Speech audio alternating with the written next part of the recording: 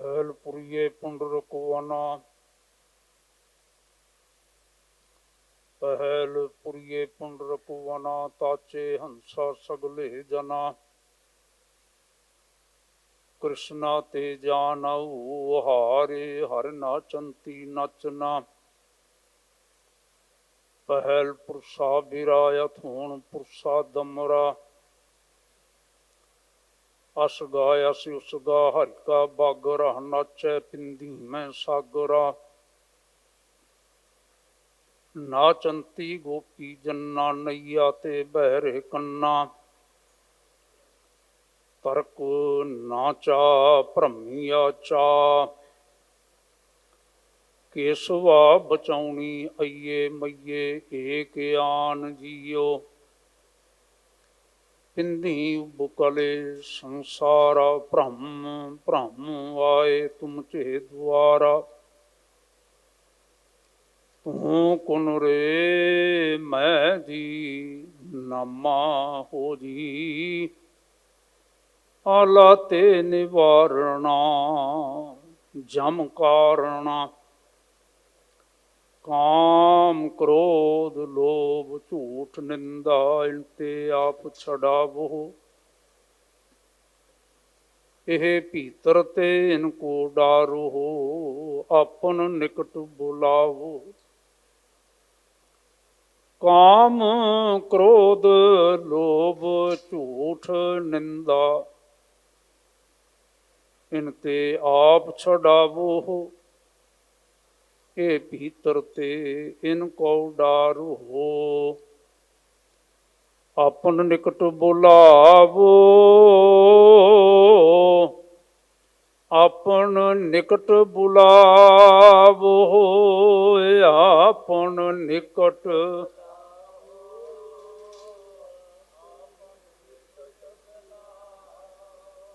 अपन निकट बुलावो, अपन निकट बुलावो, अपन निकट।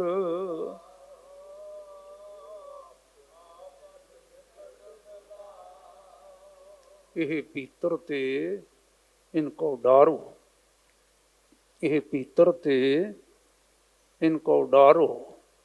अपन निकट बुलावो, अपन निकट बुलावो, अपन निकट।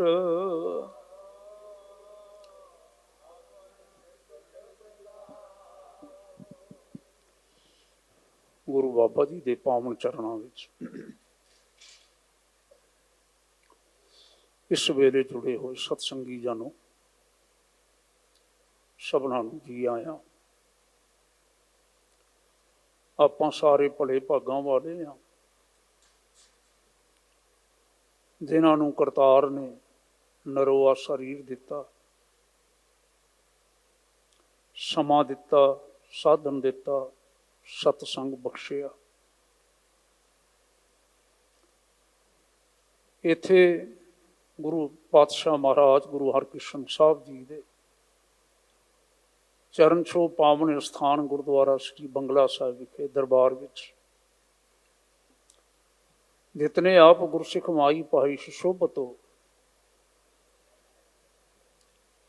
ਜਾਂ ਟੈਲੀਵਿਜ਼ਨ ਦੇ ਰਾਹੀਂ ਇਸ ਮਾਧਿਅਮ ਦੇ ਰਾਹੀਂ ਭਾਰਤ ਵਿੱਚ ਜਾਂ ਭਾਰਤ ਤੋਂ ਬਾਹਰਲੇ ਮੁਲਕਾਂ ਵਿੱਚ ਥਾਂ ਥਾਂ ਜਿਤਨੇ ਵੀ ਜੁੜੇ ਹੋਏ ਹੋ, ਮੈਂ ਕਹਾਂਗਾ ਅਸੀਂ ਭਲੇ ਭਾਗਾਂ ਵਾਲੇ ਹਾਂ, ਜਿਨ੍ਹਾਂ ਦੇ ਉੱਪਰ ਕਰਤਾਰ ਨੇ ਬੜੀ ਕਿਰਪਾ ਕੀਤੀ ਹੈ। ਜਿਸ ਕਿਰਪਾ ਦੇ ਸਦਕਾ ਸਾਨੂੰ ਸਤਿਗੁਰਾਂ ਦੀ ਸੰਗਤ ਮੰਨਣ ਦਾ ਅਵਸਰ ਪ੍ਰਾਪਤ ਹੋਇਆ ਹੈ। ਗੁਰੂ ਪਿਆਰ ਦੇ ਵਿੱਚ, ਸਿੱਖੀ ਸਿਦਕ ਦੇ ਵਿੱਚ ਉਠਾਇਆ ਹੋਇਆ ਆਪ ਜੀ ਦਾ ਇੱਕ ਕਦਮ ਦਾਸ ਦੇ ਸਿਰ ਮੱਥੇ ਤੇ ਹੈ। ਬਾਬਾ ਨਾਮਦੇਵ ਜੀ ਹੋਰਾਂ ਦਾ ਪਾਵਨ ਸ਼ਬਦ ਜੋ ਅੱਜ ਹੁਕਮਨਾਮਾ ਰੂਪ ਦੇ ਵਿੱਚ ਫਿਰ ਸਾਨੂੰ ਪ੍ਰਾਪਤ ਹੋਇਆ। ਅੰਤ ਵਿੱਚ ਆ ਕੇ ਜਦੋਂ ਬਚਨ ਕਰਦੇ ਨੇ ਨਾ, ਪਿੰਦੀ ਉਬਕਲੇ ਸੰਸਾਰਾ ਭ੍ਰਮ ਭ੍ਰਮ ਆਏ ਤੁਮ ਚੇ ਦੁਆਰਾ। ਜੇ ਤੁਸੀਂ ਪੁੱਛੋ ਤੂੰ ਕੌਣ ਰੇ, ਕਹਿੰਦੇ ਨੇ ਮੈਂ ਜੀ ਨਾਮਾ ਹੋ ਜੀ। ਫਿਰ ਕਿਉਂ ਆਇਆ ਹੈ? ਆਲਾ ਤੇ ਨਿਵਾਰਣਾ ਜਮ ਕਾਰਨਾ। ਤੁਸੀਂ ਕਿਰਪਾ ਕਰਿਓ ਜੇ, ਆਲਾ ਸ਼ਬਦ ਦਾ ਸਿੱਧਾ ਜਿਹਾ ਅਰਥ ਹੈ ਘਰ। ਅਸੀਂ ਭਾਵ ਲੈਂਦੇ ਹੋਏ ਆਖਾਂਗੇ ਸੰਸਾਰ, ਅਸੀਂ ਭਾਵ ਲੈਂਦੇ ਹੋਏ ਆਖਾਂਗੇ ਇਸ ਭਟਕਣ ਤੋਂ, ਕਾਮ ਕ੍ਰੋਧ ਲੋਭ ਮੋਹ ਹੰਕਾਰ ਦੀ ਜਿਹੜੀ ਭਟਕਣ ਹੈ, ਨਿੰਦਿਆ ਦੀ ਜਿਹੜੀ ਭਟਕਣ ਹੈ, ਉਸ ਤੋਂ ਸਾਨੂੰ ਬਚਾਓ। ਆਲਾ ਤੇ ਨਿਵਾਰਣਾ ਜੋ ਜਮ ਕਾਰਣਾ। ਜਿਹੜੇ ਜ਼ਿੰਦਗੀ ਦੇ ਨਾ ਦੁੱਖਾਂ ਦਾ ਕਾਰਨ ਹੈ ਸਾਰਾ, ਤੁਸੀਂ ਕਿਰਪਾ ਕਰੋ ਆਪਣੇ ਸੇਵਕ ਨੂੰ, ਨਾਮਦੇਵ ਨੂੰ ਬਚਾ ਲਓ, ਰੱਖਿਆ ਕਰੋ। ਮੈਨੂੰ ਚੰਗਾ ਲੱਗਾ ਕਿ ਅਸੀਂ ਸਾਰੇ ਪੰਜਵੇਂ ਪਾਤਸ਼ਾਹ ਮਹਾਰਾਜ ਦਾ ਉਚਾਰਨ ਕੀਤਾ ਹੋਇਆ ਵਚਨ ਚੇਤੇ ਕਰ ਲਈਏ। ਕਾਮ ਕ੍ਰੋਧ ਲੋਭ ਝੂਠ ਨਿੰਦਾ ਇਨ ਤੇ ਆਪ ਛਡਾਵੋ, ਇਨ ਤੇ ਆਪ ਛਡਾਵੋ। ਔਰ ਤੁਸੀਂ ਆਪ ਹੀ ਕਿਰਪਾ ਕਰੋ, ਇਹ ਭੀਤਰ ਤੇ ਇਨ ਕੋ ਡਾਰੋ। ਸਾਡੇ ਅੰਦਰ ਜਿਹੜੇ ਹੈ ਨਾ ਇਹ ਸਾਰੇ, ਇਹਨਾਂ ਨੂੰ ਸਾਡੇ ਅੰਦਰੋਂ ਕੱਢੋ। ਔਰ ਸਾਡੇ ਅੰਦਰੋਂ ਇਹਨਾਂ ਨੂੰ ਕੱਢ ਕੇ ਨਾ ਸਾਡੇ ਹਿਰਦੇ ਨੂੰ ਆਪਣੇ ਨਾਲ ਜੋੜ ਲਓ। ਜੇ ਮੈਂ ਫਿਰ ਸਿੱਧੇ ਜਿਹੇ ਲਫ਼ਜ਼ਾਂ ਦੀ ਵਰਤੋਂ ਕਰਾਂ, ਸਾਡੇ ਹਿਰਦੇ ਅੰਦਰੋਂ ਇਹਨਾਂ ਨੂੰ ਕੱਢ ਕੇ ਤੁਸੀਂ ਆਪ ਸਾਡੇ ਹਿਰਦੇ ਵਿੱਚ ਬੈਠ ਜਾਓ ਤੇ ਕਿਰਪਾ ਕਰੋ। ਜਿਹੜਾ ਵਿਛੋੜੇ ਦਾ ਕਾਰਨ ਨੇ, ਤੁਹਾਡੇ ਤੋਂ ਵਿਛੋੜੇ ਦਾ ਕਾਰਨ ਨੇ, ਜਿਹੜੇ ਜੀਵਨ ਦੇ ਦੁੱਖਾਂ ਦਾ ਕਾਰਨ ਨੇ, ਤੁਸੀਂ ਆਪ ਹੀ ਕਿਰਪਾ ਕਰਕੇ ਸਾਨੂੰ ਬਚਾਓ। ਮਾਨਯੋਗ ਭਾਈ ਸਾਹਿਬ ਜੀ, ਮੇਰੇ ਵੀਰ ਸਿੰਘ ਸਾਹਿਬ, ਗਿਆਨੀ ਰਣਜੀਤ ਸਿੰਘ ਹੋਰਾਂ ਨੇ ਪਾਵਨ ਸ਼ਬਦ ਬੜੇ ਪਿਆਰ ਨਾਲ ਸਾਨੂੰ ਸਰਵਣ ਕਰਵਾਇਆ। ਜੋ ਸ੍ਰੀ ਗੁਰੂ ਗ੍ਰੰਥ ਸਾਹਿਬ ਜੀ ਦੇ ਪੰਨਾ 315 ਤੇ ਸੁਭਾਇਮਾਨ ਹੈ। ਗੌੜੀ ਕੀ ਵਾਰ ਚੌਥੇ ਪਾਤਸ਼ਾਹ ਜੀ ਦੀ ਜੋ 33 ਪੌੜੀਆਂ ਤੇ ਉਚਾਰਤ ਕੀਤੀ ਹੋਈ ਹੈ, ਆਧਾਰਤ ਹੈ, ਉਸ ਦੀ ਇਹ 27ਵੀਂ ਪੌੜੀ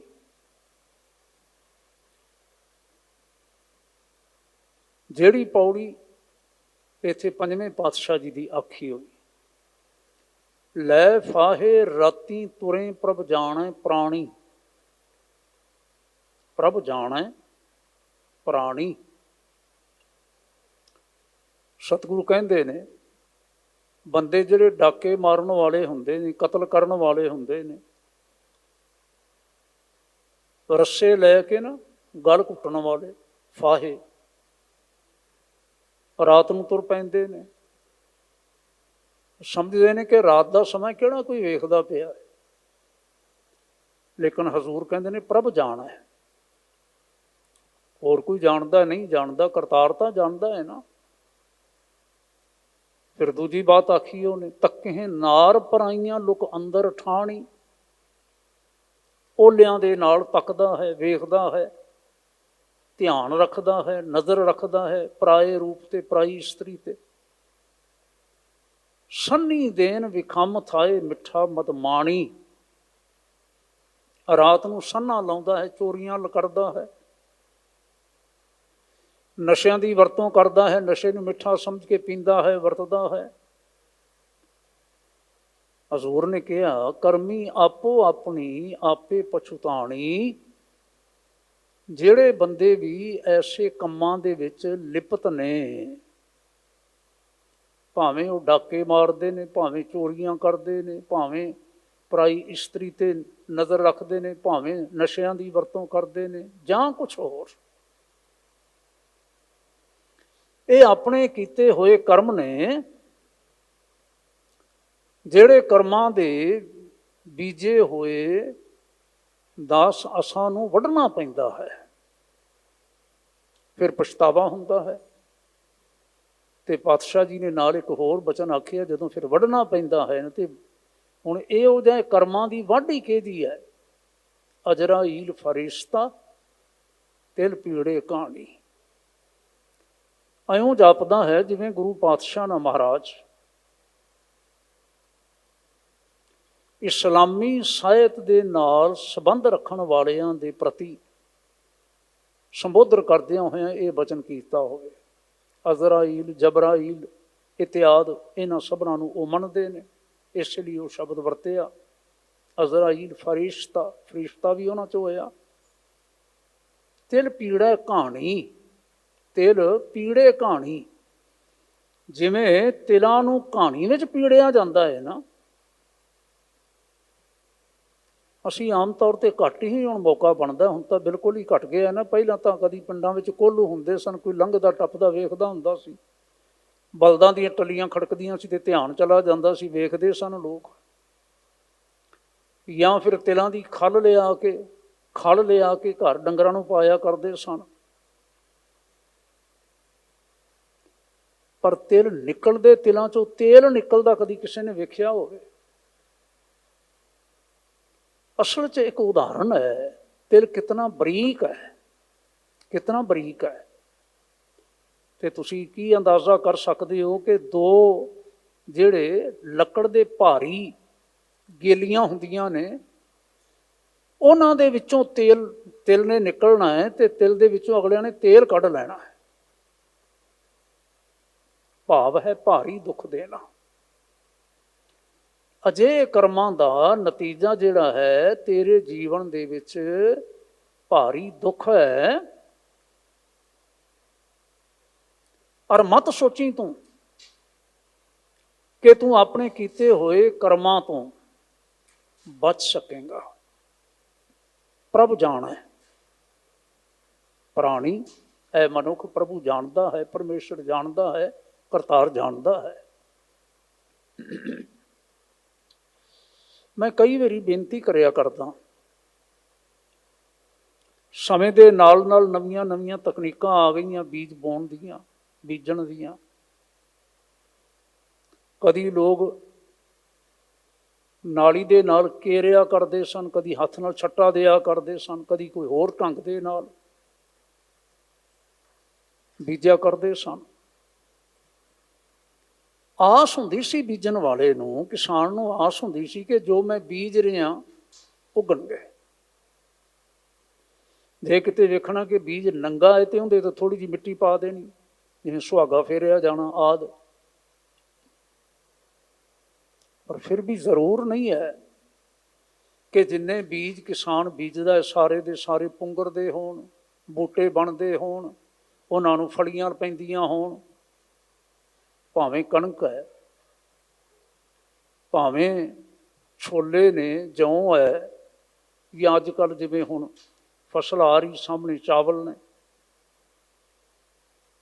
ਪਰ ਇੱਕ ਗੱਲ ਜ਼ਰੂਰ ਹੈ ਕਿ ਇਹ ਜਿੰਨੇ ਬੀਜ ਬੀਜੇ ਜਾਂਦੇ ਨੇ, ਜ਼ਰੂਰ ਨਹੀਂ ਕਿ ਸਾਰੇ ਦੇ ਸਾਰੇ ਫਲੀਭੂਤ ਹੋਣ।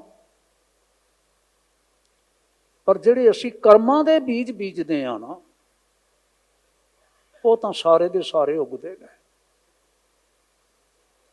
ਕਰਮਾਂ ਦਾ, ਸਾਡੀ ਲਾਈਫ ਪ੍ਰੈਕਟਿਸ ਦਾ ਹਰ ਬੀਜ ਜੇ ਅਸੀਂ ਚੰਗਾ ਕੀਤਾ ਹੈ ਤੇ ਚੰਗਾ, ਮੰਦਾ ਬੀਜਿਆ ਹੈ ਤੇ ਮੰਦਾ ਪ੍ਰਫੁੱਲਤ ਹੁੰਦਾ।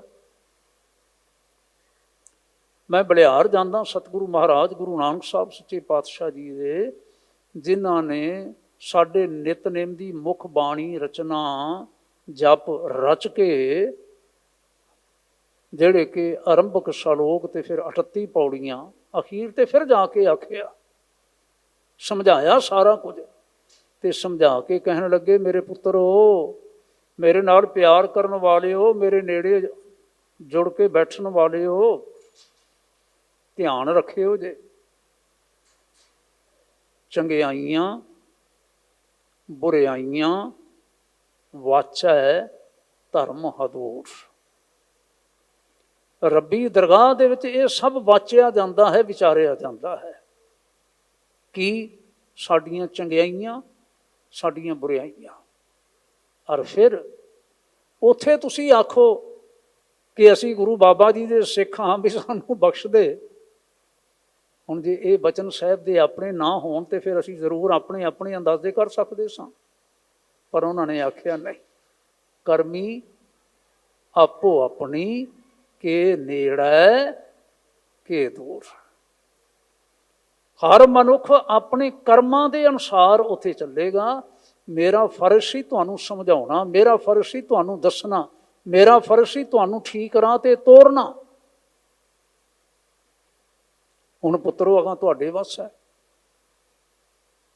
ਚੰਗਾ ਬੀਜ ਬੀਜਿਆ ਹੈ ਤੇ ਨਤੀਜਾ ਚੰਗਾ ਹੋਵੇਗਾ, ਫਲ ਚੰਗਾ ਹੋਵੇਗਾ। ਮੰਦਾ ਬੀਜ ਬੀਜਿਆ ਹੈ ਤੇ ਕੱਟਣਾ ਵੱਢਣਾ ਖਾਣਾ ਫਿਰ ਮੰਦਾ ਹੋਏਗਾ। ਇਹਦੇ ਵਿੱਚ ਕੋਈ ਦਖਲਅੰਦਾਜ਼ੀ ਨਹੀਂ ਕਰ ਸਕਦਾ। ਗੁਰੂ ਪਾਤਸ਼ਾਹ ਜੀ ਨੇ ਨਾ ਅੱਜ ਇੱਥੇ ਇਹ ਧਿਆਨ ਦਿਵਾਇਆ। ਤੁਸੀਂ ਹੈਰਾਨ ਹੋਵੋਗੇ ਜਦੋਂ ਇਸ ਧਿਆਨ ਦੇ ਨਾਲ ਇਹਨਾਂ ਪੰਕਤੀਆਂ ਨੂੰ ਵਿਚਾਰਨ ਦਾ ਅਸੀਂ ਯਤਨ ਕਰਾਂਗੇ। ਕਿਹੜੀ ਗੱਲ ਹੈ? ਜੋ ਕੁਝ ਪੌੜੀ ਵਿੱਚ ਆਖਿਆ ਹੈ ਨਾ, ਇਹ ਸਾਡੇ ਸਾਰਾ ਕੁਝ ਫਿਜ਼ੀਕਲ, ਜਿਹਨੂੰ ਆਖਿਆ ਜਾਂਦਾ ਸਰੀਰਕ ਆਚਾਰ, ਜਿਹੜੇ ਕੇਵਲ ਤਨ ਨਾਲ ਸੰਬੰਧਿਤ ਨੇ। ਕਿਸੇ ਨੂੰ ਫਾਹੇ ਮਾਰ ਦੇ ਦੇਣਾ, ਕਿਸੇ ਦੀ ਕੰਧ ਪਾੜ ਲੈਣੀ, ਕਿਸੇ ਇਸਤਰੀ ਦੇ ਸਰੀਰ ਤੇ ਅੱਖ ਰੱਖਣੀ, ਜਾਂ ਕੁਝ ਐਸਾ ਚੋਰੀ ਆਦਿ ਕਰਨੀ, ਸਾਰਾ ਕੁਛ ਇਹ ਸਭ ਫਿਜ਼ੀਕਲ ਐਕਟੀਵਿਟੀਜ਼ ਨੇ, ਸਰੀਰਕ ਸਾਰੀਆਂ ਕਿਰਿਆਵਾਂ ਨੇ। ਲੇਕਿਨ ਸਤਿਗੁਰੂ ਮਹਾਰਾਜ ਆਰੰਭ ਕਿੱਥੋਂ ਕਰਦੇ ਨੇ? ਕਹਿੰਦੇ ਨੇ ਇਸ ਪੌੜੀ ਦੀ ਵਿਆਖਿਆ ਰੂਪ ਸ਼ਲੋਕ। ਇਹ ਸ਼ਲੋਕ ਵੀ ਦੋਵੇਂ ਪੰਜਵੇਂ ਪਾਤਸ਼ਾਹ ਦੇ। ਕਹਿੰਦੇ ਨੇ ਰਹਿੰਦੇ ਖੁੰਦੇ ਨਿੰਦਕ ਮਾਰੇ ਹਣ ਕਰ ਆਪੇ ਆਹਰ, ਸੰਤ ਸਹਾਈ ਨਾਨਕਾ ਵਰਤੈ ਸਭ ਜਾਹਰ। ਰਹਿੰਦੇ ਖੁੰਦੇ ਨਿੰਦਕ ਮਾਰਿਅਣ ਕਰ ਆਪੇ ਆਹਰ। ਕਹਿੰਦੇ ਨੇ ਹੁਣ ਬੰਦਿਆਂ ਦੇ ਔਗਣ ਤਾਂ ਇਸ ਤਰ੍ਹਾਂ ਦੇ ਨੇ, ਚੋਰੀਆਂ ਕਰਨੀਆਂ, ਡਾਕੇ ਮਾਰਨੇ, ਮੰਦੀ ਨੀਅਤ ਲੈ ਕੇ ਇੱਕ ਦੂਜੇ ਵੱਲ ਤੱਕਣਾ, ਹਾਂਜੀ, ਇਤਿਆਦ। ਸ਼ੁਭ ਗੁਣਾਂ ਵਾਲੇ ਪਾਸੇ ਤਾਂ ਧਿਆਨ ਹੀ ਨਾ ਗਿਆ। ਜਿਹੜੇ ਜੀਵਨ ਦੇ ਸਾਡੇ ਸ਼ੁਭ ਗੁਣ ਨੇ, ਦਇਆ ਹੈ, ਧਰਮ ਹੈ, ਧੀਰਜ ਹੈ, ਸੱਤ ਹੈ, ਸੰਤੋਖ ਹੈ, ਪਿਆਰ ਹੈ, ਖਿਮਾ ਹੈ, ਪਰਉਪਕਾਰ ਹੈ, ਇਹਦੇ ਤਾਂ ਸਾਡਾ ਧਿਆਨ ਹੀ ਨਹੀਂ ਗਿਆ। ਹੁਣ ਇਹ ਕਮਜ਼ੋਰੀਆਂ ਹੋਣ ਸਾਡੇ ਵਿੱਚ, ਤੇ ਇਹ ਕਮਜ਼ੋਰੀਆਂ ਹੋਣ ਦੇ ਬਾਵਜੂਦ ਵੀ ਸਾਡੀ ਪੂਰੀ ਨਾ ਪੈਂਦੀ ਹੋਵੇ, ਧਿਆਨ ਰੱਖਿਓ ਜੇ। ਗੁਰਦੇਵ ਨੇ ਜਿਹੜੇ ਸ਼ਬਦ ਵਰਤੇ ਨੇ ਨਾ, ਮੈਂ ਸਿਰਫ ਉਹਨਾਂ ਦੀ ਭੂਮਿਕਾ ਤੁਹਾਡੇ ਧਿਆਨ ਵਿੱਚ ਲਿਆ ਰਿਹਾ। ਇਹ ਕਮਜ਼ੋਰੀਆਂ ਹੋਣ ਦੇ ਬਾਵਜੂਦ ਵੀ ਸਾਡੀ ਪੂਰੀ ਨਾ ਪੈਂਦੀ ਹੋਵੇ। ਸਤਿਗੁਰੂ ਕਹਿੰਦੇ ਨੇ ਵੈਸੇ ਤਾਂ ਪੱਲੇ ਰਹਿ ਹੀ ਕੁਝ ਨਹੀਂ ਜਾਂਦਾ। ਜਿਹੜਾ ਬੰਦਾ ਡਾਕੇ ਤੇ ਚੋਰੀਆਂ ਕਰਦਾ ਹੈ ਤੇ ਭੈੜੀਆਂ ਇਹਨਾਂ ਸਾਰੀਆਂ ਆਦਤਾਂ ਦਾ ਸ਼ਿਕਾਰ ਹੈ, ਵਿਕਾਰੀ ਹੈ, ਉਹਦੇ ਪੱਲੇ ਰਹਿ ਕੀ ਜਾਂਦਾ ਹੈ? ਆਖਿਆ ਪੱਲੇ ਰਹਿ ਗਈ ਹੁਣ ਰਹਿੰਦ ਖੂੰਦ। ਸਤਿਗੁਰਾਂ ਨੇ ਸ਼ਬਦ ਵਰਤਿਆ ਰਹਿੰਦੇ ਖੂੰਦੇ। ਰਹਿੰਦੇ ਖੂੰਦੇ ਤੋਂ ਭਾਵ ਹੈ ਰਹਿੰਦ ਖੂੰਦ ਵਾਲੇ, ਜਿਨ੍ਹਾਂ ਦੇ ਅੰਦਰ ਨਾ ਐਵੇਂ ਥੋੜਾ ਜਿਹਾ ਕੁਛ ਬਾਕੀ ਰਹਿ ਗਿਆ। ਜਦੋਂ ਐਸੀਆਂ ਭੈੜੀਆਂ ਹਰਕਤਾਂ ਕਰਕੇ ਵੀ ਨਾ ਪੁੱਗਿਆ ਗਿਆ, ਨਾ ਪੂਰਾ ਹੋਇਆ ਗਿਆ, ਨਾ ਆਪਣੇ ਟੀਚੇ ਦੀ ਪ੍ਰਾਪਤੀ ਹੋ ਸਕੀ, ਕਿਉਂਕਿ ਗੁਣ ਤਾਂ ਰਹੇ ਕੋਈ ਨਾ ਗਏ, ਫਿਰ ਕਿਹੜਾ ਰਾਹ ਅਪਣਾਇਆ? ਫਿਰ ਰਾਹ ਅਪਣਾ ਲਿਆ ਨਿੰਦਾ ਕਰਨ ਦਾ। ਬਈ ਹੁਣ ਮੈਂ ਨਾ ਵੈਸੇ ਕਿਸੇ ਨੂੰ ਨਹੀਂ ਢਾਹ ਸਕਿਆ, ਵੈਸੇ ਕਿਸੇ ਨੂੰ ਮੈਂ ਪਿੱਛੇ ਨਹੀਂ ਕਰ ਸਕਿਆ, ਆਪ ਮੈਂ ਕਿਸੇ ਤੋਂ ਅੱਗੇ ਨਹੀਂ ਨਿਕਲ ਸਕਿਆ। ਅੰਗਰੇਜ਼ੀ ਦਾ ਇੱਕ ਲਫ਼ਜ਼ ਹੁੰਦਾ ਲੈਗ ਪੁਲਿੰਗ ਕਰਨੀ। ਆਪ ਦੌੜ ਕੇ ਅੱਗੇ ਨਹੀਂ ਨਿਕਲ ਸਕਿਆ, ਦੂਜੇ ਨੂੰ ਠਿੱਬੀ ਮਾਰ ਕੇ ਹੁਣ ਸੁੱਟਣਾ ਹੈ। ਤੇ ਠਿੱਬੀ ਕਿਵੇਂ ਮਾਰਨੀ ਹੈ? ਨਿੰਦਿਆ ਨਾਲ, ਜ਼ਬਾਨ ਨਾਲ। ਜ਼ਬਾਨ ਨਾਲ ਹੀ ਨਾ, ਕੇਵਲ ਬੋਲ ਹੀ ਨੇ, ਬੋਲ ਹੋਰ ਕੀ ਹੈ? ਤੇ ਬੋਲ ਕਿਹੜੇ? ਜਿਹੜੇ ਬੋਲ ਜਿਹੜਾ ਮੇਰੇ ਤੋਂ ਅੱਗੇ ਤੁਰਿਆ ਜਾ ਰਿਹਾ ਹੈ, ਮੇਰੇ ਤੋਂ ਤੇਜ਼ ਨਿਕਲ ਰਿਹਾ ਹੈ, ਜਿਸ ਦੀ ਮੈਂ ਬਰਾਬਰੀ ਨਹੀਂ ਕਰ ਸਕਿਆ, ਜਿਸ ਨੂੰ ਮੈਂ ਜਿੱਤ ਨਹੀਂ ਸਕਿਆ। ਹੁਣ ਉਸ ਦੀ ਜਿਹੜੀ ਪਰਸਨੈਲਿਟੀ ਹੈ, ਉਸ ਦੀ ਸ਼ਖਸੀਅਤ ਹੈ ਨਾ, ਮੇਰੇ ਬੋਲਾਂ ਦੇ ਨਾਲ ਉਹ ਡੈਮੇਜ ਹੋਵੇ, ਉਹਦਾ ਨੁਕਸਾਨ ਹੋਵੇ। मैं इਉਂ ਜ਼ਰੂਰ ਵਿਚਾਰਦਾ ਹਾਂ ਸੰਗਤ ਜੀ, ਅਸੀਂ ਕਈ ਵਾਰ ਨਾ ਇੱਕ ਓਲਾ ਜਿਹਾ ਬਣਾ ਲੈਂਦੇ ਹਾਂ। ਦੇਖੋ ਜੀ, ਮੈਂ ਸੱਚ ਆਖਿਆ ਹੈ, ਮੈਂ ਕੋਈ ਨਿੰਦਿਆ ਕੀਤੀ ਉਹਦੀ, ਮੈਂ ਸੱਚ ਆਖਿਆ। ਅਸੀਂ ਇਉਂ ਸਮਝਿਆ ਹੈ ਕਿ ਝੂਠ ਬੋਲਣਾ ਹੀ ਕੇਵਲ ਨਿੰਦਾ ਹੈ। ਮੈਂ ਇਉਂ ਨਹੀਂ ਸੋਚਦਾ। ਮੈਂ ਇਉਂ ਸੋਚਦਾ ਕਿ ਕਦੀ ਕਦੀ ਸੱਚ ਬੋਲਣਾ ਵੀ ਨਿੰਦਾ ਹੁੰਦਾ ਹੈ। ਮਕਸਦ ਹੈ ਕਿ ਸਾਡੀ ਇੰਟੈਂਸ਼ਨ ਕੀ ਹੈ। ਅਸੀਂ ਸੱਚ ਬੋਲ ਕੇ ਕਿਸੇ ਦੀ ਸ਼ੋਭਾ ਵਧਾਉਣੀ ਚਾਹੁੰਦੇ ਹਾਂ ਕਿ ਚਾਰ ਭਰਾਵਾਂ ਦੇ ਵਿੱਚ ਅਸੀਂ ਸੱਚ ਬੋਲ ਕੇ ਉਹਦੀ ਪੱਗ ਲਾਉਣੀ ਚਾਹੁੰਦੇ ਹਾਂ। ਕੀ ਕਰਨਾ ਚਾਹੁੰਦੇ ਹਾਂ ਅਸੀਂ? ਜਿਹੜੇ ਗੁਨਾਹਾਂ ਦਾ ਜ਼ਿਕਰ ਕੀਤਾ ਗੁਰੂ ਪਾਤਸ਼ਾਹ ਨੇ ਇੱਥੇ, ਬਈ ਫਲਾਣਾ ਰੱਸੇ ਵੱਟ ਕੇ ਲੈ ਗਿਆ, ਬਈ ਸੁੱਤਿਆਂ ਪਿਆਂ ਦੇ ਗਲ ਵਿੱਚ ਪਾ ਕੇ ਤੇ ਮੈਂ ਫਾਹ ਦੇ ਦਿਆਂਗਾ, ਤਿਆਰੀ ਕਰਨ ਦੀ ਲੋੜ ਹੀ ਕੋਈ ਨਹੀਂ, ਘਰੋਂ ਹੀ ਬਣਾ ਕੇ ਲੈ ਗਿਆ ਸਾਰਾ ਕੁਛ। ਹੁਣ ਇਹ ਸੱਚ ਹੈ ਨਾ। ਜੇ ਕੋਈ ਆਖੇ ਕਿ ਮੈਂ ਇਹਨੂੰ ਫਾਹਾ ਦਿੰਦੇ ਵੇਖਿਆ, ਹੈ ਤਾਂ ਸੱਚ ਹੈ ਨਾ। ਰੱਸਾ ਚੁੱਕੀ ਲੈ ਜਾਂਦਾ ਸੀ, ਮੈਂ ਇਹਨੂੰ ਵੇਖਿਆ, ਇਹ ਸੱਚ ਹੈ। ਚੋਰੀ ਕਰਦਾ ਪਿਆ ਸੀ, ਮੈਂ ਦੇਖਿਆ। ਵਿਚਾਰ ਕਰਦਾ ਪਿਆ ਸੀ, ਮੈਂ ਦੇਖਿਆ, ਹੈ ਤਾਂ ਸੱਚ ਹੈ ਨਾ ਸਾਰਾ ਕੁਛ। ਝੂਠ ਨਹੀਂ ਹੈ, ਸੱਚ ਹੈ ਜਿਸ ਨੇ ਵੇਖਿਆ ਕਰਦਿਆਂ ਨੂੰ। ਲੇਕਿਨ ਜੇ ਇਸ ਇੰਤਜ਼ਾਰ ਵਿੱਚ ਰਿਹਾ ਕਿ ਜਿਸ ਵੇਲੇ ਭਰੀ ਜੁੜੀ ਹੋਵੇਗੀ, ਜਿਸ ਵੇਲੇ ਇਹਦਾ ਮਾਣ ਸਨਮਾਨ ਹੋ ਰਿਹਾ ਹੋਵੇਗਾ, ਜਿਸ ਵੇਲੇ ਇਹਦੀ ਸ਼ੋਭਾ ਹੋ ਰਹੀ ਹੋਵੇਗੀ, ਜਿਸ ਵੇਲੇ ਮੈਨੂੰ ਥਾਂ ਨਾ ਮਿਲੇਗੀ ਠੀਕ ਤਰ੍ਹਾਂ, ਮੈਂ ਉਸ ਵੇਲੇ ਗੱਲ ਕਰਾਂਗਾ, ਉਹ ਨਿੰਦਾ ਹੀ ਹੈ, ਹੋਰ ਨਹੀਂ ਕੁਛ ਹੈ। ਇਸ ਢੰਗ ਦੇ ਨਾਲ ਪੱਗ ਲਾਉਣੀ, ਬਈ ਸਾਡਾ ਹੋਰ ਕੋਈ ਯਤਨ ਨਹੀਂ ਚੱਲਿਆ, ਹੋਰ ਕੋਈ ਚਾਰਾ ਨਹੀਂ ਚੱਲਿਆ ਸਫਲ ਹੋਣ ਦੇ ਵਾਸਤੇ, ਤੇ ਨਿੰਦਿਆ ਕਰਨੀ ਸ਼ੁਰੂ ਕਰ ਦਿੱਤੀ। ਸਤਿਗੁਰਾਂ ਨੇ ਆਖਿਆ ਪਹਿਲਾਂ ਹੀ ਪੱਲੇ ਕੁਝ ਨਹੀਂ ਰਹਿ ਗਿਆ ਸੀ, ਰਹਿੰਦ ਖੂੰਹਦ ਹੀ ਰਹਿ ਗਈ ਸੀ। ਤੇ ਜਦੋਂ ਬੰਦਾ ਨਾ ਕਿਸੇ ਦੀ ਨਿੰਦਿਆ ਕਰਨ ਲੱਗ ਪੈਂਦਾ, ਰਹਿੰਦ ਖੂੰਹਦ ਵੀ ਜਾਂਦੀ ਲੱਗਦੀ ਹੈ। ਸਿਆਣੇ ਬਜ਼ੁਰਗ ਕਹਿ ਦਿੰਦੇ ਨੇ, ਜਿਹੜਾ ਇਹਨੇ ਰਾਹ ਹੁਣ ਫੜਿਆ ਹੈ ਨਾ, ਜਿਹੜੀ ਥੋੜ੍ਹੀ ਬਹੁਤੀ ਇਹਦੀ ਇੱਜ਼ਤ ਪਹਿਲਾਂ ਬਣੀ ਹੋਈ ਸੀ, ਹੁਣ ਉਹ ਵੀ ਨਹੀਂ ਰਹਿ ਜਾਣੀ। ਮੈਨੂੰ ਤਾਂ ਐਸਾ ਪ੍ਰਤੀਤ ਹੁੰਦਾ ਹੈ। ਰਹਿੰਦੇ ਖੂੰਹਦੇ ਨਿੰਦਕ ਮਾਰਿਆ ਕਰ ਆਪੇ ਆਹਰ। ਆਹ ਨਿੰਦਿਆ ਕਰਨ ਵਾਲੇ ਪਾਸੇ ਤੁਰਨ ਵਾਲਾ ਬੰਦਾ ਹੈ। ਹੁਣ ਇਉਂ ਗੁਰੂ ਪਾਤਸ਼ਾਹ ਮਹਾਰਾਜ ਨਾ ਨਿਮਰਤਾ ਦੇ ਘਰ ਵਿੱਚ ਰਹਿਣ ਵਾਲੇ ਸਾਨੂੰ ਸਮਝਾਉਂਦੇ ਨੇ। ਵਾਹਿਗੁਰੂ ਜੀ ਨੇ ਫਿਰ ਇਉਂ ਪ੍ਰੇਰਨਾ ਦਿੱਤੀ, ਚੰਗਾ ਫਿਰ ਹੁਣ ਤੂੰ ਨਿੰਦਿਆ ਕਰ ਲਾ, ਹੋਰ ਕੀ ਗੱਲ ਹੈ। ਜਿਹੜਾ ਰਹਿੰਦਾ ਖੁੰਦਾ ਉਹ ਵੀ ਗਵਾ ਕੇ ਬਹਿ ਗਿਆ। ਪਰ ਦੂਜੇ ਪਾਸੇ ਜਿਨ੍ਹਾਂ ਦੀ ਨਿੰਦਿਆ ਕਰਦਾ ਹੈ, ਜਿਨ੍ਹਾਂ ਦਾ ਜੀਵਨ ਸੱਚ 'ਤੇ ਟਿਕਿਆ ਹੋਇਆ ਹੈ, ਜਿਹੜੇ ਸੱਚ ਪਰਮੇਸ਼ਰ ਕਰਤਾਰ ਦੇ ਨਾਲ ਜੁੜੇ ਹੋਏ ਨੇ, ਸੰਤ ਸਹਾਈ ਨਾਨਕਾ ਵਰਤੈ ਸਭ ਜ਼ਾਹਰ। ਇਹ ਤਾਂ ਗੱਲ ਜ਼ਾਹਰ ਹੈ, ਬਿਲਕੁਲ ਪ੍ਰਗਟ ਹੈ ਕਿ ਕਰਤਾਰ ਜਿਹੜਾ ਹੈ ਇਹ ਸੰਤਾਂ ਦਾ ਸਹਾਈ ਹੈ। ਪਰ ਮੈਂ ਹੱਥ ਜੋੜ ਕੇ ਨਿਮਰਤਾ ਨਾਲ ਬੇਨਤੀ ਕਰਿਆ ਕਰਦਾ ਗੁਰੂ ਦੀਆਂ ਸੰਗਤਾਂ ਨੂੰ, ਜਿਹੜੀਆਂ ਗੁਰੂ ਦਰਬਾਰ ਵਿੱਚ ਜੁੜਨ ਵਾਲੀਆਂ ਨੇ, ਸੰਤ ਕਿਸੇ ਵਿਸ਼ੇਸ਼ ਵਿਅਕਤੀ ਦਾ ਨਾਮ ਨਹੀਂ ਹੈ।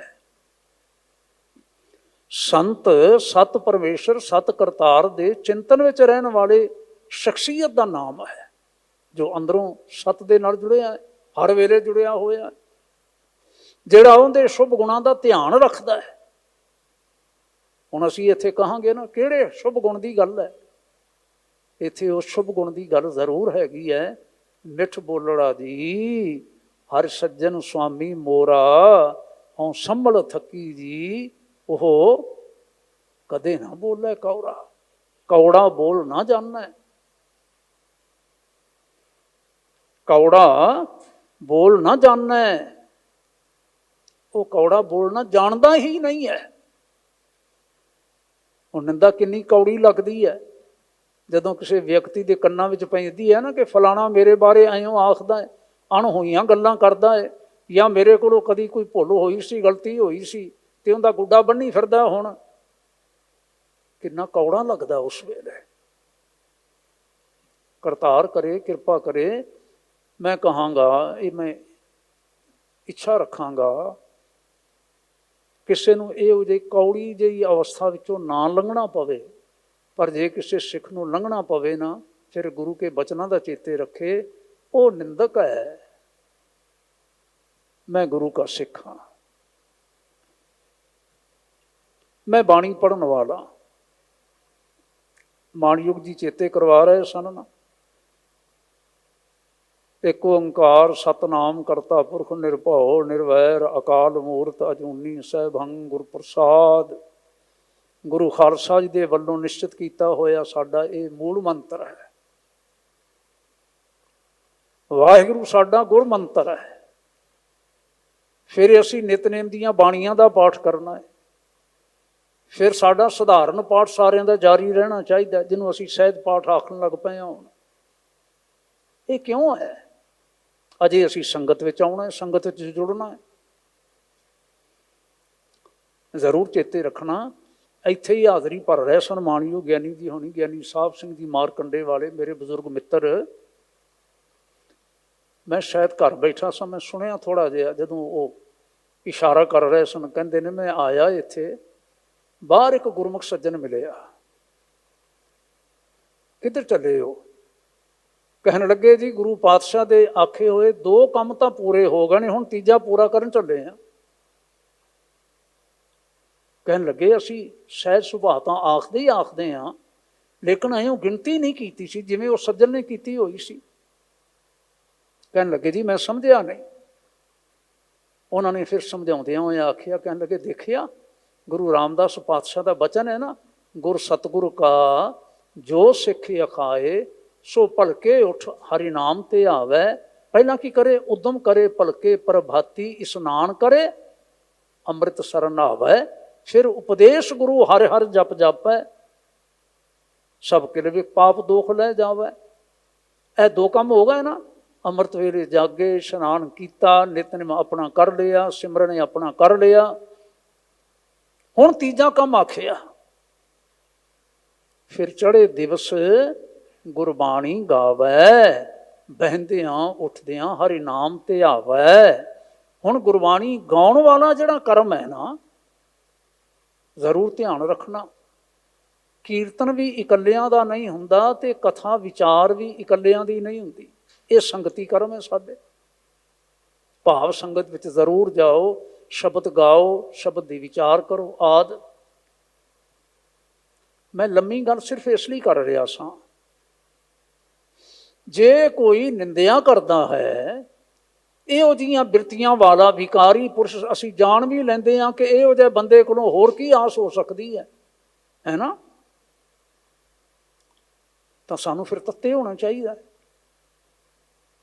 सानू फिर कौड़े होना चाहिए, सानू उहदे वाली भाषा वरतनी चाहिए है। इहों नहीं करना बनता साडा। जिहड़ा बाणी नाल जुड़न वाला है, जिस रसना तो सवेरे सवेरे बाणी का प्रवाह चलिया होवे, जिन्हां कन्नां दे विच अमृत वेले बाणी दी घुली होवे, मिठा रस शहद की मिठा, साची बाणी मीठी अमृतार।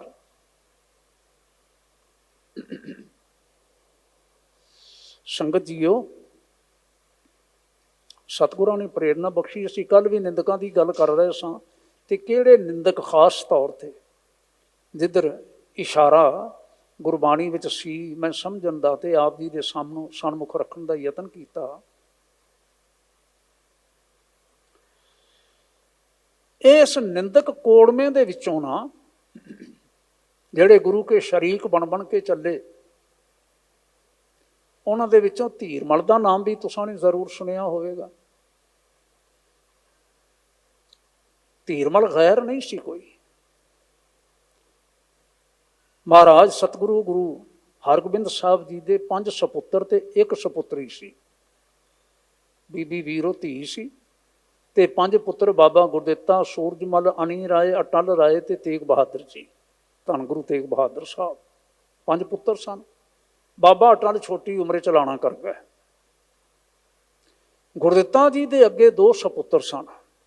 वड्डे सन धीरमल, छोटे सन हर राय जो गुरु हर राय साहब होए। ਗੁਰੂ ਹਰਿਰਾਏ ਸਾਹਿਬ ਨੇ ਆਪਣੀ ਥਾਂ ਤੇ ਸੇਵਾ ਦਿੱਤੀ, ਗੁਰਿਆਈ ਸੌਂਪੀ ਆਪਣੇ ਵੱਡੇ ਸਪੁੱਤਰ ਰਾਮ ਰਾਏ ਹੋਰਾਂ ਨੂੰ ਛੱਡ ਕੇ ਤੇ ਯੋਗ ਜਾਣਦਿਆਂ ਹੋਇਆਂ ਹਰਕ੍ਰਿਸ਼ਨ ਸਾਹਿਬ ਨੂੰ।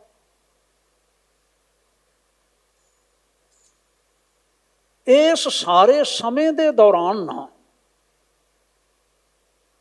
ਧੀਰਮਲ ਪਰੇਸ਼ਾਨੀ ਦੀ ਅਵਸਥਾ ਵਿੱਚੋਂ ਲੰਘ ਰਿਹਾ ਸੀ। ਤੁਹਾਡੇ ਧਿਆਨ ਵਿੱਚ ਜ਼ਰੂਰ ਰਹੇ ਕਿ ਸਤਿਗੁਰੂ ਮਹਾਰਾਜ ਗੁਰੂ ਹਰਗੋਬਿੰਦ ਸਾਹਿਬ ਜੀ ਦੀਆਂ 3 ਸ਼ਾਦੀਆਂ ਦੇ ਵਿੱਚੋਂ ਇੱਕ ਸ਼ਾਦੀ ਜਿਹੜੀ ਸੀ ਉਹਨਾਂ ਦੀ ਬਕਾਲੇ ਹੋਈ ਸੀ। ਮਾਤਾ ਨਾਨਕੀ ਜੀ ਜਿਨ੍ਹਾਂ ਦਾ ਸ਼ੁਭ ਨਾਮ ਸੀ, ਔਰ ਉਹਨਾਂ ਦੇ ਸਪੁੱਤਰ ਹੀ ਸਨ ਗੁਰੂ ਤੇਗ ਬਹਾਦਰ ਸਾਹਿਬ। ਔਰ ਦੂਜੇ ਪਾਸੇ ਗੁਰੂ ਹਰਗੋਬਿੰਦ ਸਾਹਿਬ ਸੱਚੇ ਪਾਤਸ਼ਾਹ ਜੀ ਦੇ ਪੋਤਰੇ ਦਾ ਵਿਆਹ ਵੀ ਬਕਾਲੇ ਹੋਇਆ ਸੀ। ਧੀਰਮਲ ਦਾ ਵਿਆਹ ਵੀ ਬਕਾਲੇ ਸੀ। ਬਕਾਲੇ ਨਾਲ ਉਹ ਵੀ ਜੁੜਿਆ ਹੋਇਆ ਸੀ। ਜਿਸ ਵੇਲੇ ਨਾ ਇਸ ਸਥਾਨ ਤੇ ਜਿੱਥੇ ਆਪਾਂ ਬੈਠੇ ਹਾਂ, ਮਹਾਰਾਜ ਸਤਿਗੁਰੂ ਗੁਰੂ ਹਰਕ੍ਰਿਸ਼ਨ ਸਾਹਿਬ ਨੇ ਬਚਨ ਕਰ ਦਿੱਤੇ ਅੰਤ ਸਮੇਂ, ਬਾਬਾ ਬਸਤ ਹੈ ਬੀਚ ਬਕਾਲੇ, ਬਨ ਗੁਰ ਸੰਗਤ ਸਕਲ ਸੰਭਾਲੇ। ਭਾਈ ਗੁਰਬਖਸ਼ ਹੋਣੀ ਜਿਹੜੇ ਪੁੱਛ ਰਹੇ ਸਨ, ਉਹਨਾਂ ਨੇ ਸਾਰੀ ਗੱਲ ਸੁਣੀ ਤੇ ਸਮਝੀ। ਸਤਿਕਾਰਯੋਗ ਮਾਤਾ ਕਿਸ਼ਨ ਕੌਰ ਜੀ ਜਿਹੜੇ ਸਰਾਣੇ ਬੈਠੇ ਹੋਏ ਸਨ, ਉਹਨਾਂ ਨੇ ਗੱਲ ਸਾਰੀ ਸਮਝੀ। ਕੋਈ ਓਲਾ ਹੈ ਨਹੀਂ ਸੀ ਕਿ ਕਿਹੜੇ ਬਾਬੇ ਦੀ ਗੱਲ ਹੋ ਰਹੀ ਹੈ। ਔਰ ਸਾਡਾ ਇਤਿਹਾਸ ਵੀ ਦੱਸਦਾ ਹੈ ਕਿ ਜਿਸ ਦਿਨ ਸਤਿਗੁਰੂ ਮਹਾਰਾਜ 31 ਮਾਰਚ ਨੂੰ ਪਰਲੋਕ ਗਮਨ ਕਰਦੇ ਨੇ, ਜੋਤੀ ਜੋਤ ਸਮਾਉਂਦੇ ਨੇ, ਸਿਰਫ 4 ਦਿਨ ਪਹਿਲਾਂ ਐਸੇ ਸਥਾਨ ਤੇ ਬਾਬਾ ਤੇਗ ਬਹਾਦਰ ਸਾਹਿਬ ਉਹਨਾਂ ਨੂੰ ਮਿਲ ਕੇ ਜਾਂਦੇ ਨੇ। ਇੱਥੋਂ ਫਿਰ ਬਕਾਲੇ ਜਾਂਦੇ ਨੇ, ਪੂਰਬ ਵਾਲੇ ਪਾਸੋਂ ਆਏ ਹੋਏ। ਤਾਂ ਕੋਈ ਓਲੇ ਵਾਲੀ ਗੱਲ ਨਹੀਂ ਸੀ ਹੈ। ਲੇਕਿਨ ਜਿਸ ਵੇਲੇ ਕੰਨਾਂ ਵਿੱਚ ਇਹ ਗੱਲ ਪਈ ਕਿ ਗੁਰੂ ਹਰਕ੍ਰਿਸ਼ਨ ਸਾਹਿਬ ਨੇ ਆਖਿਆ ਬਾਬਾ ਬਸਦਾ ਬੀਚ ਬਕਾਲੇ, ਤਾਂ ਉਹ ਤਾਂ ਬਾਬਾ ਫਿਰ ਮੈਂ ਆ। ਹੁਣ ਬਾਬਾ ਨਹੀਂ ਬਣਦਾ ਸੀ ਉਹ। ਧੀਰਮਲ ਸਤਿਗੁਰੂ ਗੁਰੂ ਹਰਕ੍ਰਿਸ਼ਨ ਸਾਹਿਬ ਦਾ ਬਾਬਾ ਨਹੀਂ ਬਣਦਾ ਸੀ, ਤਾਇਆ ਬਣਦਾ ਸੀ। ਤਾਏ ਨੂੰ ਕਦੀ ਬਾਬਾ ਨਹੀਂ ਆਖਿਆ ਜਾਂਦਾ ਪੰਜਾਬ ਦੇ ਵਿੱਚ, ਪੰਜਾਬੀ ਵਿੱਚ। ਫਿਰ ਉਹਨੇ ਟਕਵੰਜ ਬਣਾਇਆ। ਮੇਰਾ ਬਾਪ ਬਾਬਾ ਸੀ ਨਾ ਉਹਨਾਂ ਦਾ, ਗੁਰਦਿੱਤਾ ਦੀ ਬਾਬਾ ਸਨ ਨਾ। ਤੇ ਸ਼ਮਸ਼ੇਰ ਸਿੰਘ ਅਸ਼ੋਕ ਉਹਨੀ ਆਖਦੇ ਨੇ, ਕਹਿੰਦੇ ਦੇਖੋ ਆਪ ਕਿੱਡਾ ਕਮਲਾ ਹੈ, ਲਾਲਚ ਵਿੱਚ ਆਇਆ ਹੋਇਆ ਕਿ ਮਹਾਰਾਜ ਗੁਰੂ ਹਰਕ੍ਰਿਸ਼ਨ ਸਾਹਿਬ ਜਿਉਂਦੇ ਬਾਬੇ ਦੀ ਗੱਲ ਕਰਦੇ ਨੇ ਕਿ ਮਰ ਚੁੱਕੇ ਬਾਬੇ ਦੀ ਗੱਲ ਕਰਦੇ ਨੇ ਭਲਾ। ਪਰ ਜਦੋਂ ਨਾ ਬੰਦਾ ਵਿਕਾਰੀ ਜਿਹਾ ਅੰਦਰੋਂ ਬਣਿਆ ਹੋਵੇ ਨਾ, ਵਿਕਾਰੀ ਬਣਿਆ ਹੋਵੇ, ਲਫ਼ਜ਼ਾਂ ਨੂੰ ਟਵਿਸਟ ਕਰਦਾ ਹੈ ਆਪਣਾ ਪੱਖ ਸਿੱਧ ਕਰਨ ਵਾਸਤੇ।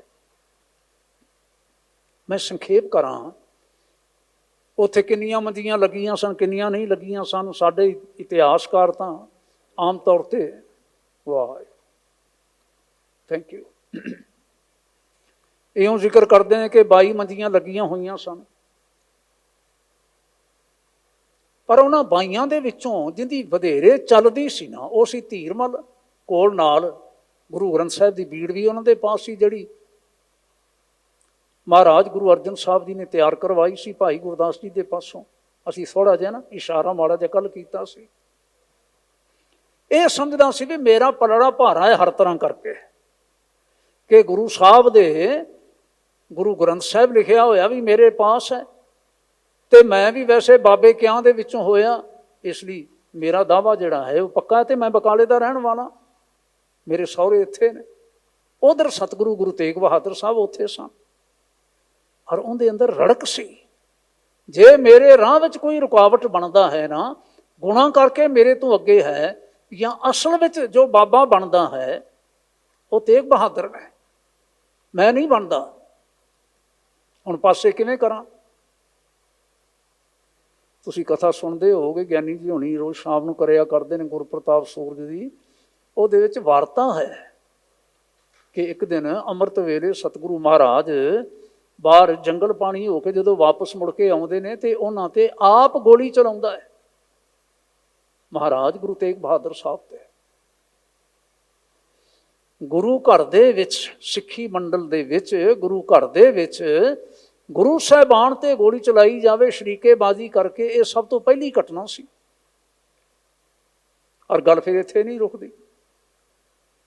फिर एक दिन ऐसा आ जाता है कि जदों सारी गुरियाई की रस्म कर दी जाती है, गुरु तेग बहादुर साहब जी के संबंध में ये सारा कुछ हो जाता है। भाई मक्खन शाह वर्गे आ जाते हैं, आ पहुँचते हैं, तो बड़ियां संगतां सारियां जुड़ जांदियां ने। फिर शींह मसंद नूं तैयार करके भेज दिंदा, और शींह आके सारे का सारा समान लुट पुट के लै जाता। इथों तक कि गुरु घर दे विच जिहड़े लंगर के भांडे सी सारा कुछ इकट्ठा करके लै गया। भाई मक्खन शाह गए, वो सारा कुछ लै आए, धीरमल के बाबत भी मंदा चंगा बोल आए, सारा कुछ कर आए। तो शींह दी मुश्कां बन के मैं आखा भी इत्थे लिया के सुटिया उसने महाराज के चरणों में। सतगुरों पूछा की है, तो हथ जोड़ के आखिया पातशाह ये उस व्यक्ति का करिंदा है, करिंदा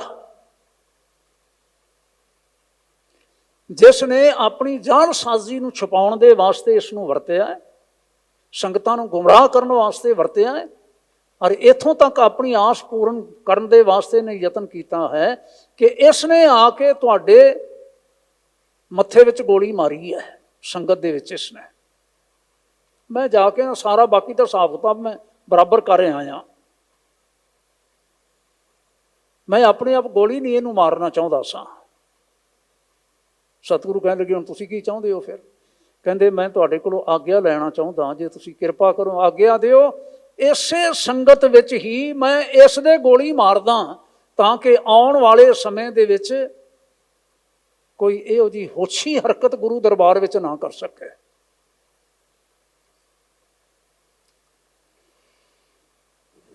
जदों यह बेनती की,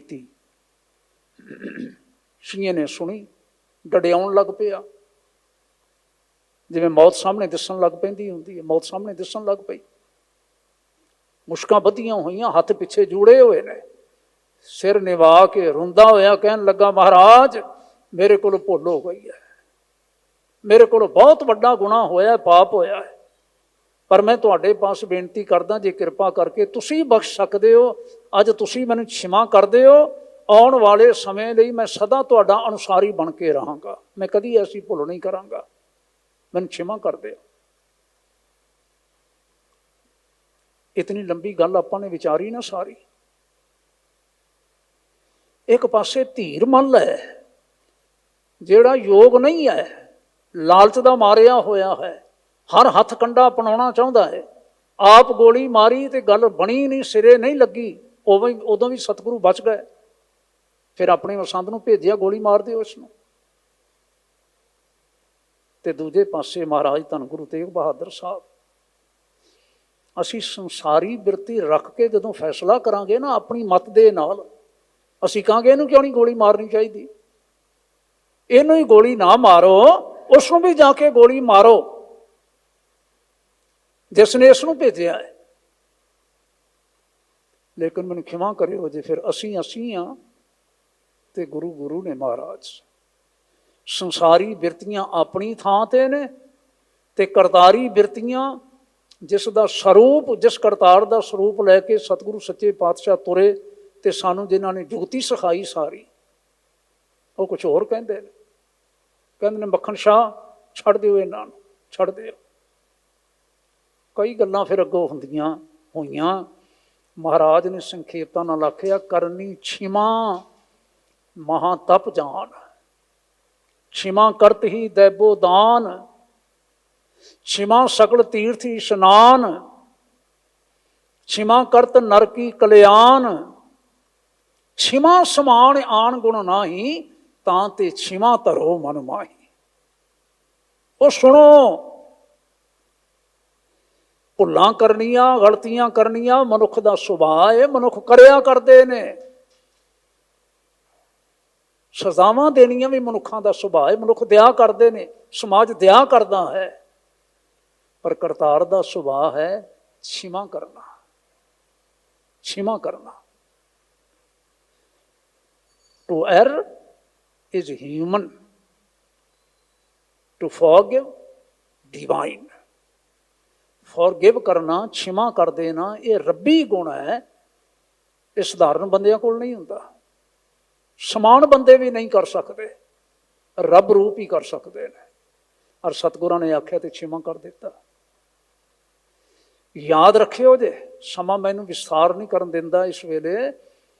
ਉਹੀ ਧੀਰ ਮੱਲ ਜਿਹੜਾ ਇਤਨੇ ਤਾਣੇ ਬਾਣੇ ਕਰਦਾ ਰਿਹਾ, ਸਾਰੀ ਉਮਰ ਝੂਠ ਤੇ ਪਲਦਾ ਰਿਹਾ, ਜਿਹਦੇ ਪਾਸ ਸਤਿਗੁਰੂ ਜੀ ਨੇ ਜੋ ਬੀੜ ਬੱਧੀ ਸੀ, ਜਿੰਦਾ ਮੈਂ ਜ਼ਿਕਰ ਕਰ ਚੁੱਕਾ ਆਪਣੇ ਕੋਲ, ਜਿਸ ਨੇ ਕਬਜ਼ੇ ਵਿੱਚ ਰੱਖੀ, ਸਾਰਾ ਕੁਝ ਕੀਤਾ, ਨਹੀਂ ਮੰਨਿਆ ਸਾਰੀ ਉਮਰ। ਜਿਸ ਨੇ 6ਵੇਂ ਪਾਤਸ਼ਾਹ ਜੀ ਦੇ ਹੁਕਮ ਨੂੰ, 7ਵੇਆਂ ਨੂੰ ਨਹੀਂ ਮੰਨਿਆ, 8ਵੇਆਂ ਨੂੰ ਨਹੀਂ ਮੰਨਿਆ, 9ਵੇਆਂ ਨੂੰ ਨਹੀਂ ਮੰਨਿਆ।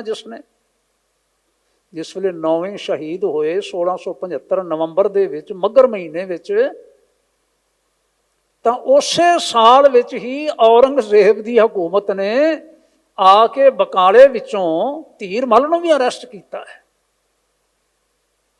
ਔਰ 1 ਸਾਲ 2 ਮਹੀਨੇ ਤੇ 12 ਦਿਨ ਰਣਥੰਭੌਰ ਦੇ ਕਿਲੇ ਵਿੱਚ ਰੱਖਿਆ, ਤੇ ਕਿਲੇ ਦੇ ਵਿੱਚ ਹੀ ਧੀਰ ਮੱਲ ਚਲਾਣਾ ਕਰਕੇ ਮਰ ਗਿਆ।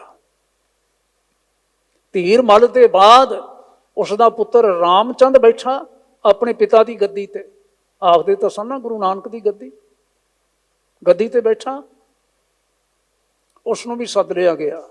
ਔਰ ਉਸੇ ਸਾਲ ਦੇ ਵਿੱਚ 1678 ਦੇ ਵਿੱਚ ਚਾਂਦਨੀ ਚੌਂਕ ਦੇ ਵਿੱਚ ਤਿੰਨੇ ਉਸ ਦੇ ਸਾਥੀ, ਈਸ਼ਰ ਸੀ, ਤੁਲਸੀ ਸੀ, ਇੱਕ ਹੋਰ ਸੀ, ਰੂਈ ਦੇ ਨਾਲ ਲਪੇਟ ਕੇ, ਥੰਮ ਨਾਲ ਬੰਨ੍ਹ ਕੇ ਉਹਨਾਂ ਨੂੰ ਸਾੜਿਆ। ਔਰ ਰਾਮਚੰਦ ਦਾ ਵੀ ਸੀਸ ਕਤਲ ਕਰ ਦਿੱਤਾ। ਸਾਡੇ ਵਿੱਚ ਕੋਈ ਜ਼ਿਕਰ ਹੀ ਨਹੀਂ ਹੈ, ਕੋਈ ਚਰਚਾ ਹੀ ਨਹੀਂ ਹੈ। ਕੀ ਜ਼ਿਕਰ ਕਰੀਏ ਸ਼ਰੀਕਾਂ ਦਾ? ਜੇ ਵੇਹੇ ਕਰਮ ਕਮਾਉਂਦਾ ਤੇ ਵੇਹੇ ਫਲ ਤੇ। ਸਤਿਗੁਰਾਂ ਨੇ ਜਿਹੜੇ ਬਚਨ ਕੀਤੇ ਨਾ, ਕਹਿੰਦੇ ਨੇ ਸੰਤ ਸਹਾਈ ਨਾਨਕਾ ਵਰਤੈ ਸਬਜ਼ਾਰ। ਸੱਚ ਦੀ ਰੱਖਿਆ ਕਰਨ ਵਾਲੇ, ਸੱਚ ਨਾਲ ਜੁੜਿਆਂ ਦੀ ਰੱਖਿਆ ਕਰਨ ਵਾਲਾ ਪਰਮੇਸ਼ਰ ਆਪ ਹੈ। ਹੁਣੇ ਜਦੋਂ ਭਾਈ ਸਾਹਿਬ ਹੋਰੀ, ਭਾਈ ਗੁਰਨਾਮ ਸਿੰਘ ਹੋਣੀ ਕੀਰਤਨ ਕਰ ਰਹੇ ਸਨ, ਤੇ ਉਹਨਾਂ ਨੇ ਬਚਨ ਸੁਣਾਇਆ ਗੁਰੂ ਰਾਮਦਾਸ ਪਾਤਸ਼ਾਹ ਦਾ, ਮਹਾਰਾਜ ਦਾ, ਜਿਨੇ ਅੰਤਰ ਗੁਰਮੁਖ ਪ੍ਰੀਤ ਹੈ, ਤਿਨ ਹਰਿ ਰੱਖਣ ਹਾਰਾ ਰਾਮ ਰਾਜੇ, ਤਿਨ ਕੀ ਨਿੰਦਾ ਕੋਈ ਕਿਆ ਕਰੇ। ਹਾਂਜੀ, ਜਿਨ ਹਰਿ ਨਾਮ ਪਿਆਰਾ। ਕਰ ਲੈਂਦੇ ਜਿਹੜਾ ਕਰਦਾ। ਫਿਰ ਤੁਸੀਂ ਆਪਣਾ ਮਾਰਗ ਛੱਡ ਕੇ ਨਾ ਤੁਰੋ, ਔਰ ਧਿਆਨ ਰੱਖੋ ਅਜਿਹੀਆਂ ਬਿਰਤੀਆਂ ਦੇ ਬਾਬਤ। ਮਹਲਾ 5ਵਾਂ। ਮੁੰਡੋ ਭੁੱਲੇ ਮੁੰਡ ਤੇ ਕਿੱਥੈ ਪਾਏ ਨੇ ਹੱਥ। ਇਹ ਤਾਂ ਮੂਲੋਂ ਹੀ ਭੁੱਲ ਗਏ, ਆਰੰਭ ਤੋਂ ਹੀ ਭੁੱਲ ਗਏ, ਮੁੱਢ ਤੋਂ ਹੀ ਭੁੱਲ ਗਏ। ਤੇ ਮੂਲ ਕੀ ਹੈ? ਕਰਤਾਰ। ਜਿਹੜੇ ਕਰਤਾਰ ਨਾਲੋਂ ਟੁੱਟ ਗਏ, ਹੁਣ ਹੱਥ ਕਿੱਥੇ ਪਵੇ ਇਹਨਾਂ ਦਾ? ਤਿੰਨਹਿ ਮਾਰੇ ਨਾਨਕਾ ਜੇ ਕਰਨ ਕਾਰਨ ਸਮਰੱਥ। ਇਹਨਾਂ ਦਾ ਇਹ ਹਾਲ ਹੈ। ਜਿਵੇਂ ਮੈਂ ਇੱਕ ਉਦਾਹਰਨ ਦਿੱਤੀ ਧੀਰ ਮੱਲੀਆਂ ਦੀ, ਪ੍ਰਿਥੀ ਚੰਦੀਆਂ ਦਾ ਵੀ ਇਹ ਹਾਲ ਹੋਇਆ ਹੈ, ਰਾਮ ਰਾਈਆਂ ਦਾ ਵੀ ਇਹ ਹਾਲ ਹੋਇਆ ਹੈ, ਔਰ ਬੀਤੇ ਸ਼ਰੀਕਾਂ ਦਾ ਵੀ ਇਹ ਹਾਲ ਹੋਇਆ ਹੈ। ਤੇ ਮੈਨੂੰ ਖਿਮਾ ਕਰਿਓ ਜੇ ਤੁਸੀਂ ਵਿਸ਼ਾਲ ਨਜ਼ਰੀਏ ਨਾਲ ਤੱਕਿਓ ਜੀ। ਅੱਜ ਵੀ ਜੋ ਸ਼੍ਰੀ ਗੁਰੂ ਗ੍ਰੰਥ ਅਤੇ ਪੰਥ ਦੀ ਬਰਾਬਰੀ ਕਰਦਾ ਹੈ ਨਾ, ਉਹਨਾਂ ਦਾ ਵੀ ਇਹ ਹਾਲ ਹੋਇਆ ਹੈ। ਨਹੀਂ ਤਾਂ ਯਾਦ ਰੱਖਿਓ ਜੇ, ਤੁਸੀਂ ਆਪਣੀਆਂ ਅੱਖਾਂ ਨਾਲ ਵੇਖੋਗੇ, ਉਹਨਾਂ ਦਾ ਵੀ ਇਹੀ ਹਾਲ ਹੋਏਗਾ। ਤਿੰਨੇ ਮਾਰੇ ਨਾਨਕਾ ਜੇ ਕਰਨ ਕਾਰਨ ਸਮਰੱਥ। ਪਾਤਸ਼ਾਹ ਜੀ ਕਹਿੰਦੇ ਨੇ, ਇਸੇ ਤਰ੍ਹਾਂ ਇਹ ਨਿੰਦਾ ਕਰਨੀ ਵੀ ਏਡਾ ਵੱਡਾ ਦੋਸ਼ ਹੈ ਜਿੱਡੇ ਦੋਸ਼ ਇਹ ਨੇ। ਪੌੜੀ 5ਵਾਂ। ਲੈ ਫਾਹੇ ਰਾਤੀ ਤੁਰੇ ਪ੍ਰਭ ਜਾਣੈ ਪ੍ਰਾਣੀ। ਪ੍ਰਾਣੀ ਰਾਤ ਨੂੰ ਫਾਹੇ ਬਣਾ ਕੇ ਲੈ ਕੇ ਤੁਰ ਪਵੇ ਕੋਈ, ਤੱਕੇ ਨਾਰ ਪਰਾਈਆਂ ਲੁਕੇ ਅੰਦਰ ਠਾਣੀ। ਤੇ ਓਲੇ ਦੇ ਨਾਲ ਪਰਾਈ ਇਸਤਰੀ ਤੇ ਨਜ਼ਰ ਰੱਖੇ। ਸੰਨੀ ਦੇਨ ਵਿਖਮ ਥਾਏ ਮਿੱਠਾ ਮਦ ਮਾਣੀ। ਤੇ ਕਿਸੇ ਦੇ ਘਰ ਵਿੱਚ ਸੰਨ ਲਾਵੇ, ਪਾੜ ਲਾਵੇ, ਨਸ਼ਿਆਂ ਦੀ ਵਰਤੋਂ ਕਰੇ। ਹੁਣ ਕਿੱਡਾ ਵੱਡਾ ਇਹ ਭੈੜਾ ਗੁਨਾਹ ਦੱਸਿਆ, ਕਿੱਡਾ ਵੱਡਾ ਔਗਣ ਦੱਸਿਆ। ਸਾਨੂੰ ਸੁਚੇਤ ਹੋਣ ਦੀ ਲੋੜ ਹੈ। ਆਖਿਆ ਫਿਰ ਪਾਤਸ਼ਾਹ ਨੇ, ਕਰਮ ਹੀ ਆਪੋ ਆਪਣੀ ਆਪੇ ਪਛਤਾਣੀ। ਇਹ ਸਾਰੇ ਜਿੰਨੇ ਕਰਮ ਨੇ ਨਾ, ਮਨੁੱਖ ਜੋ ਆਪ ਕਮਾਉਂਦਾ ਹੈ, ਇਹ ਫਿਰ ਆਪ ਉਸ ਨੂੰ ਭੁਗਤਣੇ ਪੈਂਦੇ ਨੇ। ਤੇ ਭੁਗਤਣੇ ਕਿਵੇਂ ਪੈਂਦੇ ਨੇ? ਅਜਰਾਈਰ ਫਰਿਸ਼ਤਾ ਤਿਲ ਪੀੜੇ ਕਹਾਣੀ।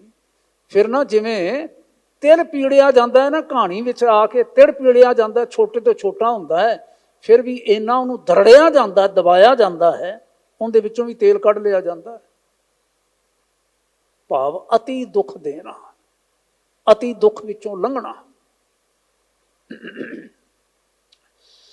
ਮੈਨੂੰ ਬਚਨ ਆ ਰਿਹਾ ਸੀ ਬਾਬਾ ਨਾਮਦੇਵ ਜੀ ਹੋਰਾਂ ਦਾ, ਇਸੇ ਲਈ ਯਾਦ ਜਿਹੜਾ ਉਹਨਾਂ ਨੇ ਅੱਜ ਆਖਿਆ, ਪਿੰਦੀ ਉਬਕਲੇ ਸੰਸਾਰਾ ਭਰਮ ਭਰਮੇ ਆਏ ਤੁਮਚੇ ਦੁਆਰਾ। ਇਹ ਸੰਸਾਰ ਦਾ ਸਾਰੇ ਦਾ ਐਸਾ ਹੀ ਹਾਲ ਹੈ। ਜੇ ਤੁਸੀਂ ਪੁੱਛੋ ਕਿਉਂ ਆਇਆ, ਕੌਣ ਹੈ ਤੂੰ, ਤੂੰ ਕੌਣ ਰੇ, ਮੈਂ ਜੀ ਨਾਮਾ ਹੋ ਜੀ, ਮੈਂ ਤੁਹਾਡਾ ਨਾਮਦੇਵ ਹਾਂ। ਕਿਉਂ ਆਇਆ ਹੈ, ਆਲਾ ਤੇ ਨਿਵਾਰਨਾ। ਆਹ ਵਿਕਾਰਾਂ ਵਾਲਾ ਜਿਹੜਾ ਸੰਸਾਰ ਹੈ, ਵਿਕਾਰਾਂ ਨਾਲ ਭਰਿਆ ਹੋਇਆ ਜਿਹੜਾ ਘਰ ਹੈ, ਜੰਜਾਲਾਂ ਵਾਲਾ ਜਿਹੜਾ ਘਰ ਹੈ ਨਾ, ਇਸ ਤੋਂ ਤੁਸੀਂ ਹੀ ਬਚਾਓ ਜੋ ਜਮ ਕਾਰਨਾ।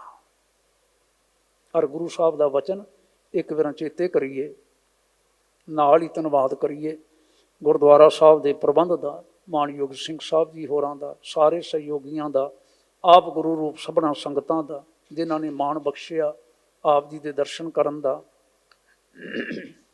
ਸਾਰੇ ਨਿਮਰਤਾ ਨਾਲ ਬੇਨਤੀ ਕਰੀਏ, ਕਾਮ ਕ੍ਰੋਧ ਲੋਭ ਝੂਠ ਨਿੰਦਾ ਇਨ ਤੇ ਆਪ ਛੁਡਾਵੋ, ਇਹ ਭੀਤਰ ਤੇ ਇਨ ਕੋ ਡਾਰੋ, ਆਪਨ ਨਿਕਟ ਬੁਲਾਵੋ, ਆਪਨ ਨਿਕਟ ਬੁਲਾਵੋ, ਆਪਨ ਨਿਕਟ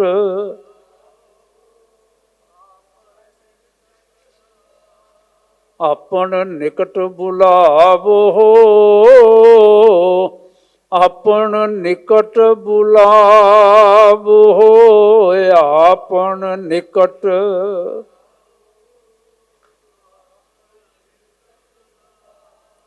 ਵਾਹ ਵਾਹ, ਇਹਨੀ ਸੇਵਾ ਪ੍ਰਵਾਨ ਕਰਿਓ ਜੀ, ਭੁੱਲਾਂ ਦੀ ਖਿਮਾ ਬਖਸ਼ਿਓ ਜੀ, ਗੁਰੂ ਰੂਪ ਸੰਗਤੋ ਆਪ। ਕਈ ਵਾਰ ਨਾ, ਵੈਸੇ ਤਾਂ ਮੈਂ ਮਹਿਸੂਸ ਕਰਦਾ ਇਹ ਉੱਤਮ ਸੇਵਾ ਹੈ ਜਿਹੜੀ ਵਿਚਾਰ ਦੀ ਨਾ, ਗੁਰੂ ਪਾਤਸ਼ਾਹ ਕਿਰਪਾ ਕਰਨ ਤੇ ਸੇਵਾ ਸਿਰੇ ਲੱਗਦੀ ਹੁੰਦੀ ਹੈ। ਪਰ ਕਈ ਵਾਰ ਕੋਈ ਇਹ ਜਿਹੇ ਅਜਿਹੇ ਸਬਜੈਕਟ ਆਉਂਦੇ ਨੇ, ਵਿਸ਼ੇ ਆਉਂਦੇ ਨੇ, ਜਿਨ੍ਹਾਂ ਬਾਬਤ ਕੁਝ ਵੀ ਬੋਲਣਾ ਕਹਿਣਾ ਬੜਾ ਔਖਾ ਹੋ ਜਾਂਦਾ ਹੈ। ਇੰਨੇ ਨੇੜੇ ਹੋ ਕੇ ਵੀ ਲੋਕ ਇੰਨੇ ਦੂਰ ਰਹੇ, ਨਹੀਂ ਸਮਝ ਸਕੇ। ਫਿਰ ਡਰ ਲੱਗਦਾ ਹੈ, ਭੈ ਆਉਂਦਾ ਹੈ, ਫਿਰ ਬੇਨਤੀ ਕਰਨੀ ਬਣਦੀ ਹੈ, ਗੁਰੂ ਪਾਤਸ਼ਾਹ ਕਿਰਪਾ ਕਰਿਓ ਜੇ, ਨਾਮਦੇਵ ਵਾਂਗੂ ਆਲਾ ਤੇ ਨਿਵਾਰਨਾ ਜਮ ਕਾਰਨਾ। ਤੁਹਾਡੇ ਹਾਂ ਅਸੀਂ, ਕਿਰਪਾ ਕਰਿਓ ਜੇ, ਆਪਣੇ ਚਰਨਾਂ ਨਾਲ ਜੋੜਿਓ ਜੇ, ਸਾਡੇ ਅੰਦਰੋਂ ਇਹ ਵਿਕਾਰੀ ਬਿਰਤੀਆਂ ਕੱਢਦੇ ਆ ਜੇ। ਭੁੱਲਾਂ ਦੀ ਖਿਮਾ ਬਖਸ਼ਦਿਆਂ ਹੋਏ ਫਤਿਹ ਬੁਲਾਈਏ ਜੀ। ਵਾਹਿਗੁਰੂ ਜੀ ਕਾ ਖਾਲਸਾ, ਵਾਹਿਗੁਰੂ ਜੀ ਕੀ ਫਤਿਹ।